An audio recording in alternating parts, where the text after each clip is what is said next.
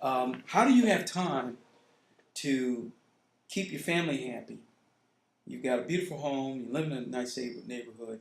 How do you have time to watch out for everyone else and apply these principles comfortably? What kind of staff is it going to take? What kind of resources is it going to take?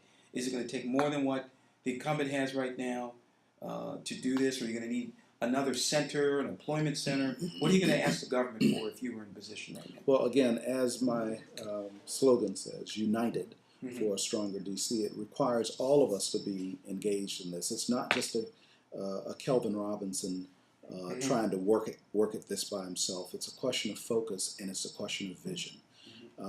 We don't have a collective vision currently. We don't have it for the ward. We don't have it for the city. Okay, so there's a problem with the city now. Let's get back. Let's get into that area.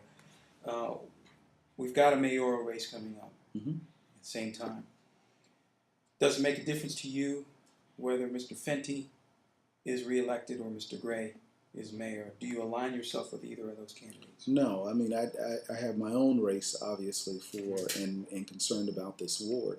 But my job as a council member is to work with either of those candidates. Whomever becomes mayor, my job is to work cooperatively with them in order to move the city forward. The key here is the bickering between the council and the mayor has really got to cease. We've got to stop that, because as long as we're doing that, we're not moving forward. We're standing still, pitting one against the other and not moving the city at all. What are you referring to specifically? Anything? You name it. Well, like I said, whether you talking about the baseball tickets, or what are you talking about? Well, everybody loves to talk about the baseball tickets. I mean, I think that the council could have bought their own, or we shouldn't have worried about that. But when you look at any of the issues that I'm talking about now, for example, why haven't we implemented a career readiness certificate? We were part of the consortium with Maryland and Virginia that provide skills-ready training for folks so that they can take a certificate to employers and say, I'm ready now to be trained in the specific job that you would like to hire me in.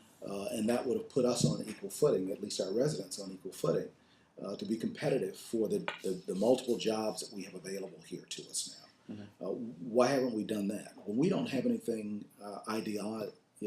from an ideological standpoint. When the ideology doesn't separate us, then we should not be having this much difficulty finding common ground in order to move the city forward. Okay. Now, you left the Williams administration under some concern. Is that a problem? You see that coming up later? I mean, folks can bring up what they want to bring up, but it was no problem for me. I mean, I committed to serve 3 years for the mayor, and I served 3 years to today, August 1st to August 1st, kind of thing. And people will make allegations all the time, but just because somebody makes an allegation doesn't make it true. And so, that's where we are. So it's not going to be a problem, you think, coming up? I mean, it's a problem for those who will have it be a problem. Okay. There was nothing ever adjudicated. I always maintained that nothing, the things that I was said to have done in terms of encouraging folk to raise volunteer, never happened.